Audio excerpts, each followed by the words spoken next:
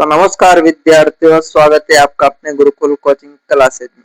आज हम देखने जा रहे हैं क्लास 12 की ज्योग्राफी बुक के क्वेश्चन आंसर, जिसमें से अपने को पहला ऑप्शन मिलता है निम्नलिखित कथनों में से कौन सा एक भूगोल का वर्णन नहीं करता है। जिसमें अपने को पहला ऑप्शन मिलता है सामाजिक कलात्मक अनुशासन। वही अपने को दूसरा ऑप्शन देखने को मिलता है मानव और पर्यावरण के बीच अंतर संबंधों का अध्ययन। वही तीसरा ऑप्शन मिलता है अपने को विविधता पर आधारित।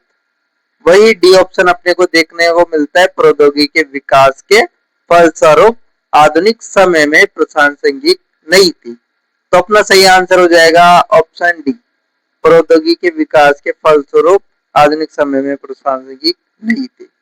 वही अपने को दूसरा क्वेश्चन भी यहाँ पे देखने को मिलता है। तो दूसरा क्वेश्चन क्या कहता है, निम्नलिखित में से कौन सा भौगोलिक सूचना का स्रोत नहीं है। जिसमें से अपने को पहला ऑप्शन मिलता है यात्रियों के विवरण से, दूसरा प्राचीन मानचित्र से, तीसरा चंद्रमा से चट्टानी पदार्थों के नमूने से। वही ऑप्शन डी अपने को मिलता है प्राचीन महाकाव्य।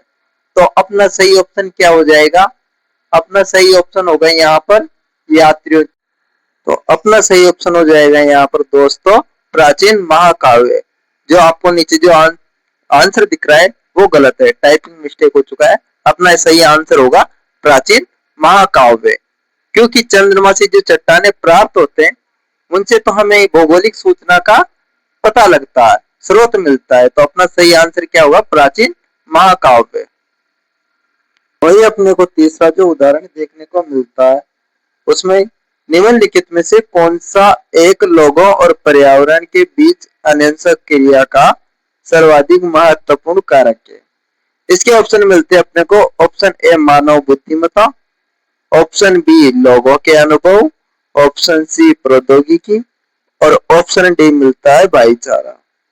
तो अपना सही आंसर हो जाएगा इसमें ऑप्शन सी प्रौद्योगिकी। निम्नलिखित में से कौन सा एक मानव भूगोल का उपागमन नहीं है। ऑप्शन मिलता है क्षेत्रीय भिन्नता, मात्रात्मक क्रांति, स्थानिक संगठन, अन्वेषण और वर्णन। तो अपना सही आंसर हो जाएगा ऑप्शन बी मात्रात्मक क्रांति। प्रश्न मिलता है अपने को मानव भूगोल क्या है। जो मानव समाज का अध्ययन करती है, ये मनुष्य और पर्यावरण के बीच संबंधों को समझाती है। ये जानने का प्रयास करती है कि मनुष्य पृथ्वी पर कैसे रहता है और किन चीजों पर निर्भर रहता है। जैसे उदाहरण देखें हम इसका, तो उदाहरण में देखने को मिलता है कि खेती, उद्योग, परिवहन, बस्तियां, संस्कृति आदि का अध्ययन हम जिस भूगोल में करते हैं यही मानव भूगोल कहलाता है। वही इसमें जो अपने को अगला क्वेश्चन देखने को मिलता है वो कहता है मानव भूगोल के कुछ उपक्षेत्र कौन कौन से हैं। जिसमें अपने को पहला उपक्षेत्र मिलता है जनसंख्या का भूगोल। इसमें हम जनसंख्या का अध्ययन व जनसंख्या के बारे में पता करते हैं। वही दूसरा उपक्षेत्र मिलता है अपने को आर्थिक भूगोल का उपक्षेत्र। इसमें उत्पादन, वितरण और उपभोग के बारे में हम अध्ययन करते हैं। वही इसमें जो अपने को तीसरा उपक्षेत्र मिलता है सामाजिक भूगोल का उपक्षेत्र। इसमें हम समाज और उसकी गतिविधियों का अध्ययन करते हैं।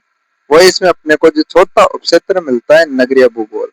इसमें हम शहरों व ग्रामीण शहरों का अध्ययन करते हैं। और वही अपने को अगला जो उपक्षेत्र मिलता है राजनीति भूगोल का उपक्षेत्र। इसमें राजनीति क्षेत्रों का अध्ययन करते हैं। जैसे उदाहरण में शहर, गांव, उद्योग, जनसंख्या, खेती आदि के सभी मानव भूगोल के उपक्षेत्र। जो अपने को अगला क्वेश्चन देखने को मिलता है मानव भूगोल अन्य सामाजिक विज्ञानों से कैसे संबंधित है। तो जिसमें अपना समाज शास्त्र मिलता है, समाज और सामाजिक व्यवहार के बारे में हम जानते हैं। अगला मिलता है अर्थशास्त्र से, जिसमें हम धन, उत्पादन और वितरण के बारे में जानते हैं। और तीसरा मिलता है इतिहास, जिसमें हम भूतकाल की घटनाएं यानी अतीत की जो घटनाएं हैं उनसे जानते हैं। वही अपने को अगला मिलता है राजनीति विज्ञान, जिसमें हम शासन और राजनीति नीतियों के बारे में जानते हैं। वही अपने को अगला मिलता है मानव शास्त्र, जिसमें हम मानव की उत्पत्ति और विकास के बारे में उदाहरण में हम देखेंगे। ये सभी विषय मनुष्य के जीवन को समझाने में मदद करते हैं, इसलिए मानव भूगोल इन सबसे जुड़ा हुआ। इसमें अपने को जो अगला क्वेश्चन मिलता है वह है कि मानव का प्राकृतिकरण क्या है। तो जब मनुष्य प्रकृति के अनुसार अपने जीवन को ढालता है तो इसे प्राकृतिकरण कहते हैं। प्रारंभिक काल में मनुष्य प्रकृति पर निर्भर था। वह मौसम, पानी, मिट्टी और प्राकृतिक परिस्थितियों के अनुसार ही अपने कार्य करता था। उदाहरण में बारिश के अनुसार खेती करना, ठंड में गर्म कपड़े पहनना। अर्थात कहने का मतलब ये कि मानव का प्राकृतिकरण में मानव प्रकृति के नियमों को नहीं समझता था। वह अपना जीवन प्रकृति के अनुसार जीता था। जैसा प्रकृति उससे कराती थी वह वैसे ही कर। इसमें अपने को जो लास्ट 5वां क्वेश्चन मिलता है, मानव भूगोल का विशेष क्षेत्र क्या है, तो इसमें हमें पता लगता है कि इसमें मनुष्य और उसकी सभी गतिविधियों का अध्ययन किया जाता है, जैसे जनसंख्या, बस्तियां, खेती, उद्योग, परिवहन, व्यापार, संस्कृति, राजनीति आदि इसका विषय है। यह भी बताता है कि मनुष्य अपने पर्यावरण के साथ कैसे तालमेल बनाकर रहता है। उदाहरण में हम देखें, गांव का विकास, शहरों का फैलाव और उद्योगों का वितरण, परिवहन के साधन, इन सभी का अध्ययन मानव भूगोल के विशेष क्षेत्र में किया जाता है। ऐसी और वीडियो देखने के लिए हमारे YouTube चैनल को सब्सक्राइब करें। धन्यवाद।